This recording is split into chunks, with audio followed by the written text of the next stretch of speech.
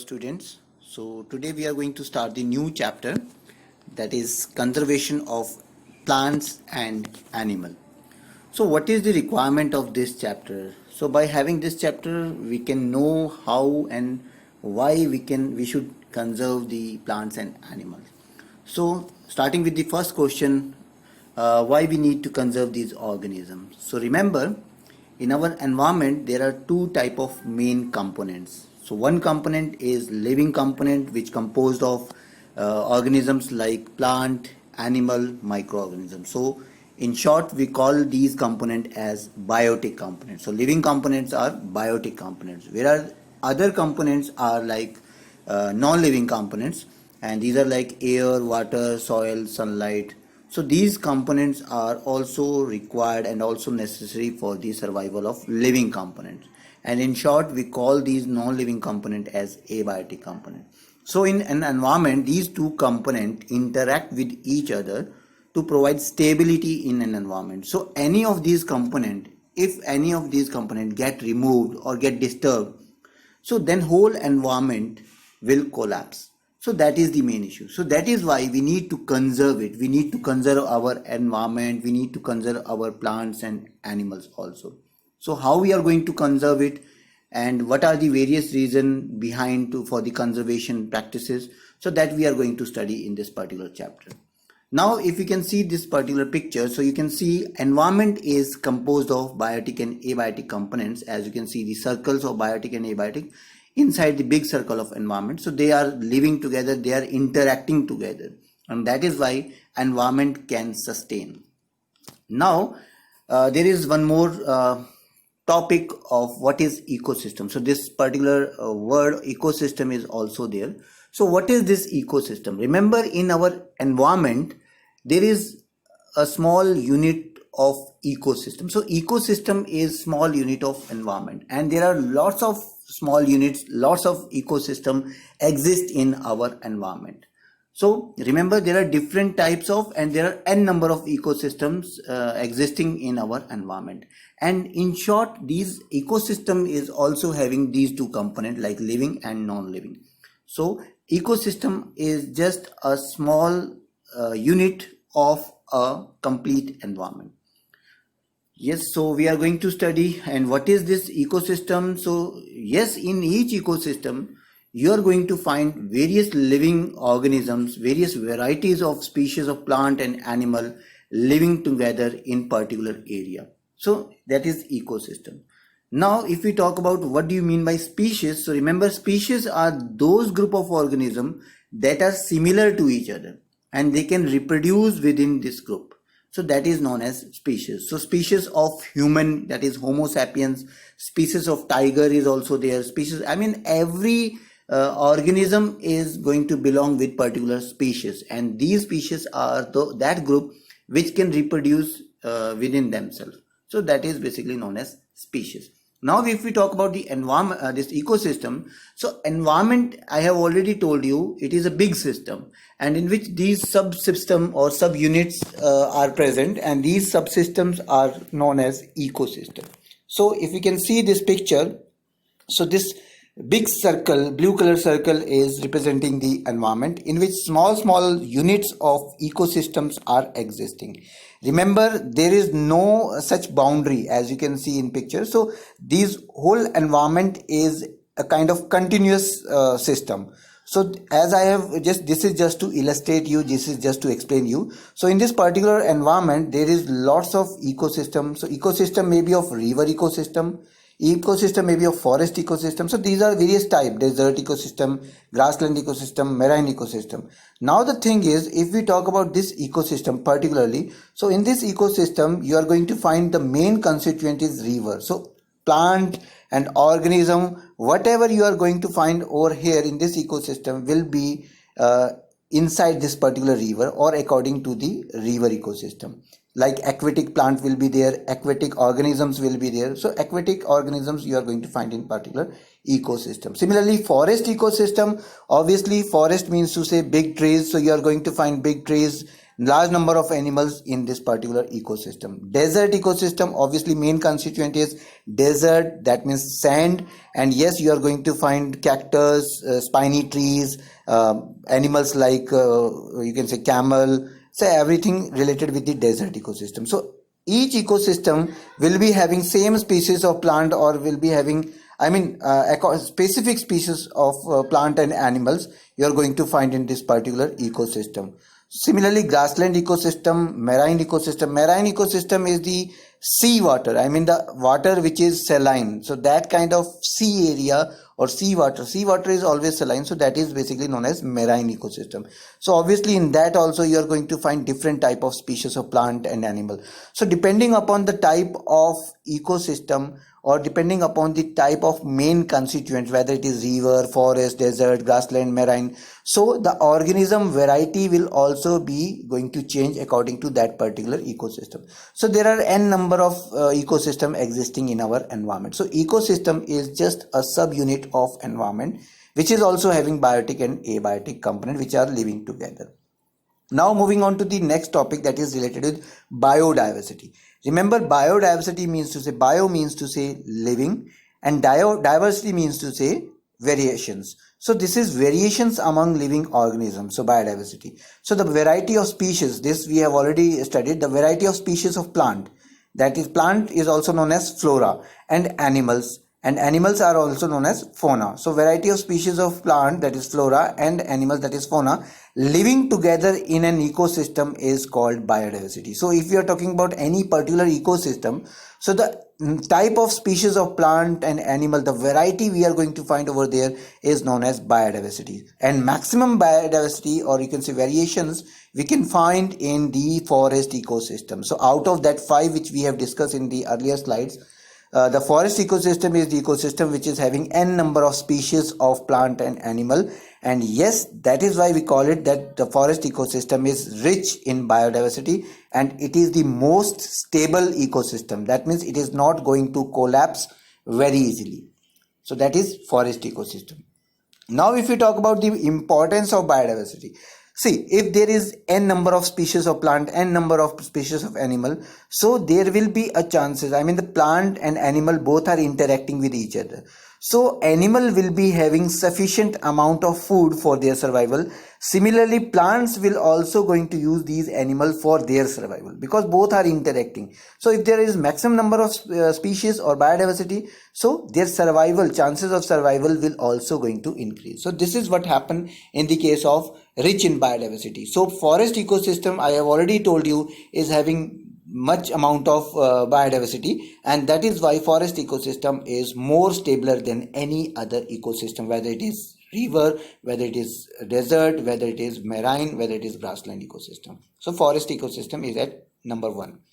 Okay, now if we talk about the biodiversity in forest, so remember I have already told you, when we consider this word forest, so one picture comes in our mind, that forest means to say big trees, and large number of trees are there, plants are there, shrubs are there, herbs are there, various varieties are there.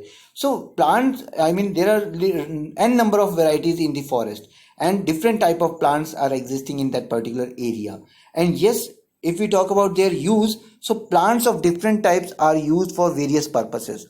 Yes, so if you are going to discuss about how this forest is going to help us, yes, so first part is, it is going to control the soil erosion. If forest would be there, so the soil will not be eroded because of the blowing of wind or because of the running water. So erosion is going to be controlled. Similarly, timber, you know very well, there are large trees, there are big trees present in the forest which is going to provide us the timber, and these timbers can be used for the purpose of the making of furnitures. And yes, we are using this timber, and yes, this timber is coming from the forest. Similarly, habitat. So habitat means to say forest is going to behave as an habitat of many species. Most of the wild species are living inside the forest. So this is going to be a kind of niche, or you can say it is a kind of house for many species which are living inside the forest. Similarly, forest is providing us food. Similarly, forest is providing us medicine, like Ayurvedic medicines we are going to find in the forest. Similarly, you are going to find even some kind of oils, latex, gum, resins. So maximum things are coming from forest. No doubt, forest is also providing us oxygen. So it is going to help us in the cleaning of air also. So oxygen is also going to provide by the forest. And yes, no doubt, because of forest only, the chances of rainfall is also going to increase, because it is going to increase the moisture level into the air atmosphere, and because of that, rainfall and yes, evaporation, transpiration will increase, and certainly cloud formation will be there, and certainly rainfall is going to be appear over that particular area. So forest in total, it is very much, you can say, important for us, and yes, that is why we have to conserve it. So this is the importance of forest. You have already studied in the lower classes. Okay, now moving ahead, if we talk about the what are the various threats to our biodiversity. So from where we have to, protect our biodiversity, because threats means to say the factors which are going to deteriorate, which are going to decrease the number of species of plant and animal. So these threats are, like if you talk about, the first threat is the deforestation. So you know very well, because of the practice of deforestation, loss of habitat will also appear. So that is possible. So if you are going to deforest, that means cutting off trees at large number. You know very well the definition of deforestation. So you can see in this picture also, this deforestation has been taken place. And yes, why we, what is the reason behind deforestation? Why we do deforestation? Why we cut the trees?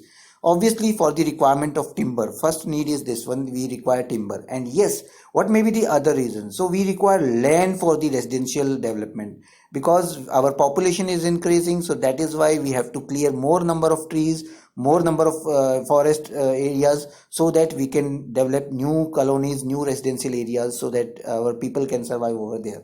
So that is the first reason, that we are cutting the trees and we are doing the reforestation. And yes, if we are doing deforestation, that means we are going to lose the habitat. We are just killing the habitat of, or destroying the habitat of various other organisms which are living inside the forest. Yes, second reason is why we need the to cut the forest, because of land requirement. Yes, we require land requirements there for industrial development, or first one was the residential development. So industries, factories, so these kind of things can be established onto the surface of land by obviously removing the vegetation. Similarly, there are some areas where forest is existing, but because of some finding of valuable substances like minerals, so we have to dug out that area. So that kind of area is basically known as mining area. So that land is going to be used for mining purposes, and yes, for that reason we have to do the deforestation. We have to cut that tree from that area. Okay, next reason is, yes, we are doing this deforestation so that land can be used for the purpose of agriculture. And these are the four main reason which is behind the deforestation process. And yes, this deforestation is big threats to our biodiversity. Because of this, we are going to lose n number of species of plant and animal. And yes, this is again the first and major threats to biodiversity. If we talk about next threats to biodiversity, so it is the wildlife trade. So the trading going at international market. So remember, there is an organization that is known as CITE. So that organization is basically there to control the illegal trading of the endangered species, or you can say plant and animal. So normally wildlife are killed, like tiger are killed for their skin, bones, claws. Elephant are killed for their tusk, deer for their fur, rhinoceros for their horns. So why these are killed? Because of the valuable substance we are getting from this wildlife. So you can see in this picture, so these are the tusk of elephants, so lying onto the floor. So you can see these are because of the illegal trading. So this poaching and hunting of wildlife is totally, against the rule. And yes, this should not be there in our country or in our whole world. But the thing is, yes, we do this kind of practices. And yes, you can see here is the hide of tiger. So these are actually because of this illegal trading, we are killing this wildlife, and that is why their number is going down, and that is why it is a kind of threat to our biodiversity. Now there is some more threats like pollution and climate change. Because of climate change, n number of species are, we are going to lose maximum species because of this climate change. You know very well global warming is appearing, and because of that maximum species are there which are remaining at coastal area, so they are going to die because of this climate change. Similarly, there is one more important point, that invasion of new species. So sometime what happen, a new species come into the existence, and that new species basically provide the competition to the indigenous species or the local species. So because of that, local species get disappeared, and the invasive and new species is going to be flourish over that particular area. So I'm going to give you an example of a invasion of new species. So this is a species, maybe you can recognize this grass, this is very common grass. Normally it is known as carrot grass, and sometime it is in local language it is also known as congress grass. But yes, the biological name of this is Parthenium grass. So this Parthenium grass is very common in appearance, and this is a kind of invasive species which is going to affect the growth of other plants. So this is kind of, this is again a threat to biodiversity. Okay, now moving ahead with the topic, that is consequences of deforestation. So what are the consequences of deforestation? So remember, if we do the deforestation, that is cutting off trees, so obviously it will lead to the soil erosion, that will increase the chances of desertification. Similarly, it will lead to global warming because plants are going to absorb CO2, that is carbon dioxide, which is not possible if the counting of plant is going to reduce. Then global warming will appear, and yes, it will cause the scarcity of rainfall, which will cause the groundwater go down. And yes, there is a problem when shortage of products that we are getting from forest. If forest will not be there, then no product, such kind of product will be available to us. So these are the consequences of us. In this particular chapter there are small topics, so I'm completing it. So these are very easy topics basically. Now if we talk about wildlife in danger, so this topic is also there in your chapter. So what are the various type of wildlife or various type of species that are in danger? So remember, there are two category in which we have divided. So as per your syllabus, there are two main category of species, so which is going to tell us whether these wildlife are in danger or not. So there is a species that is categorized as endangered species. So these are those species which whose population becomes so much less that they need proper protection. So if we are not going to protect these species, they are not going to survive, they are going to extinct. So that species is known as endangered species.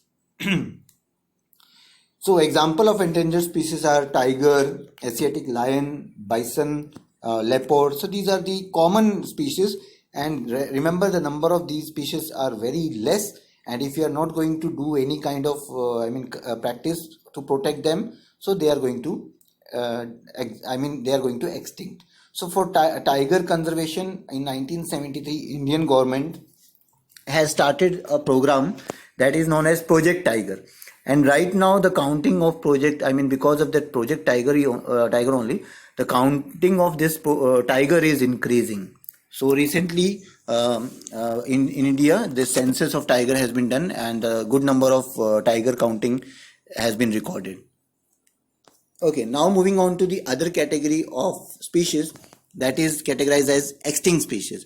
So remember, these are those species which have not been seen in a wild in a stretch of 50 years. So if we talk about last 50 years, so these species have not been seen in the wild. So these are known as extinct species. They has already gone away.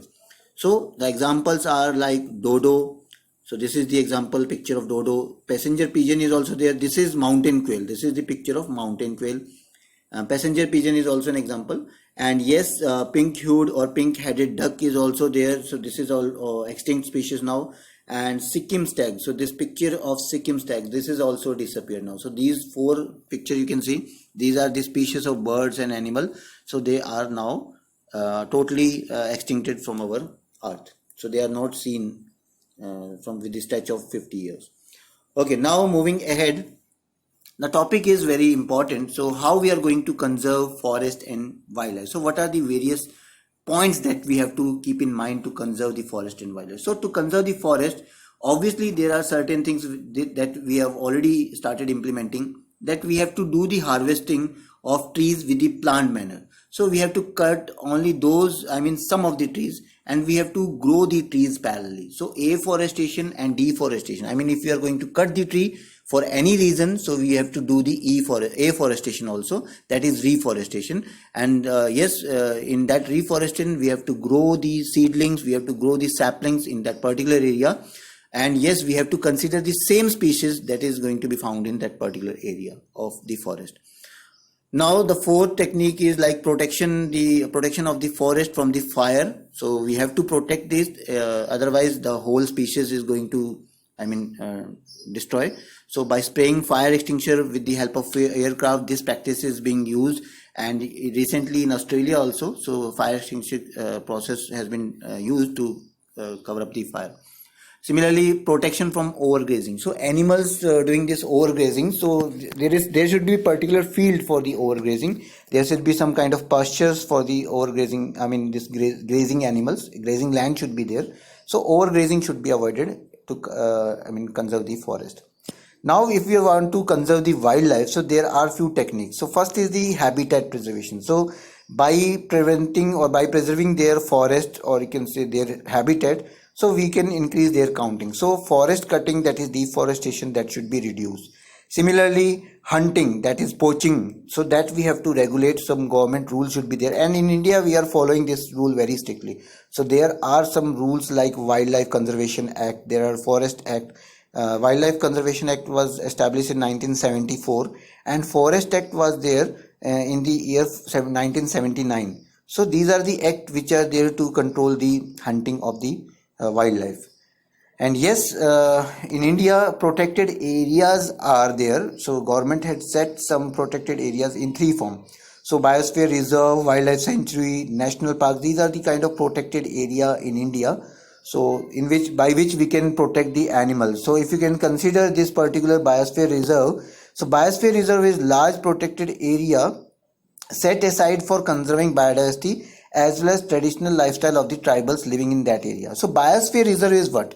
So biosphere reserve is the area which is allotted for the conservation of biodiversity, no doubt. And yes, in that particular area, tribal communities, those are tribal persons, they can do their work. Like if they want to cut the tree, they can do. If they want to do the hunting, they can do. But these hunting and cutting of trees is allowed only for the tribal community, not for the outsiders. So these are areas which are biosphere reserve. So normally in India, there are 18 biosphere reserve. And yes, a few examples are like Sundarban Biosphere Reserve, which is in West Bengal, Nanda Devi Biosphere Reserve, which is in Uttarakhand, Panchmadi is in Maharashtra. So these are the three different type of biosphere reserve in different area of India. Similarly, if we talk about the protection area like national park, like wildlife sanctuary, so these are the area. Remember, national park and wildlife sanctuary are dedicated for the protection of animal and their breeding, so that they can increase their number. So cutting of trees, poaching of animal is strictly prohibited in this area. So no, even in for the tribal community also, they can only collect the waste of trees like branches and twigs, but they cannot cut it without the proper permission of the government. So this is the restriction which is there in the national park and wildlife. And yes, there are 103 national park in India and more than 550 wildlife sanctuaries existing in India. Some examples of national parks are like Jim Corbett National Park, which is located in Uttarakhand, and similarly Gir National Park, which is there in the Gujarat. So these are the national parks and wildlife sanctuaries. Now, if we talk about one different type of species, so this is the very important topic of endemic species. So what is this endemic species? This is totally different from the endangered and extinct species. Remember, endemic species are those species of plant and animal that are found exclusively in particular area and are not naturally found anywhere. So these are the species of plant or maybe animal which are located. These are basically found in particular area, not in whole globe, but at particular area only. So like if you can, I can give you the example of giant squirrel at Pachmadi Biosphere Reserve. So this giant squirrel you can find at this particular Panchmadi Biosphere Reserve, not in any other part of the India. Similarly, Asiatic lion, nowadays it has been said that this is also going to find at this particular area of Gir National Park, that is in Gujarat. So these are endemic species. That means these species are going to be find at particular area of the country or the world, but not in whole country or whole globe like this. Now, moving on to the last topic of this chapter, that is Red Data Book. So remember, this Red Data Book is the book that is published by the organization that is known as IUCN, and every year this book is published with the name of Red Data Book. So this IUCN stands for International Union for Conservation of Nature and Natural Resources. Now, what is there in this book? So in this book there is a list of species. This list is known as Red List, and these species are categorized in 4 categories according to their availability. So these are categorized as extinct species, critically endangered species, and vulnerable species. So these are 4 categories. So extinct means to say they are totally lost. Critically endangered means to say we have to focus upon them, otherwise they are going to be lost. Endangered, I mean, again the counting is very low, and yes, we have to take some steps for protection of these animals. And yes, vulnerable is the species which are very much, I mean, in risk of coming into the category of endangered. So like this. So this is the list of species which are provided in this Red Data Book. And yes, every year this book is being released by IUCN. So that is the main objective of this releasing of this book or publishing of this book, is to give us idea about the number of species or the name of species, so that we can do the conservation. So this is all about in this particular chapter of conservation of plant and animal. Hope you understand everything about this particular chapter. If you have any doubt, you can ask in the doubt class. Thank you.